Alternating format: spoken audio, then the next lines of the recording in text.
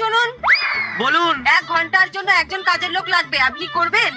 করবো, কিন্তু কি কাজ? আমাদের একজনের কথা অন্যজনাকে বলতে হবে। আচ্ছা করবো, 200 টাকা লাগবে। ঠিক আছে, ওকে বলুন 100 টাকা দিতে, আর 100 টাকা আমি দেবো। ঠিক আছে, বলে দিন দেবো। ওকে বলুন শাশুড়ি মা গঙ্গায় স্নান করতে গেছে, উনি আসার আগে সব কাজ সারতে হবে।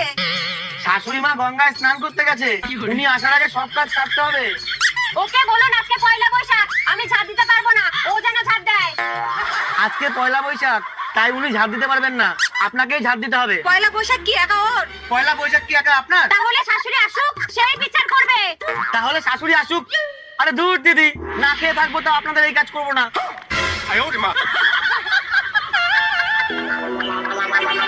বৌমা কি হচ্ছে এখানে? মা ওকে বলুন ঝাড় দিতে, আমি ঘর মুছছি। তোমরা আজকের দিনেও শুরু করেছো? আরে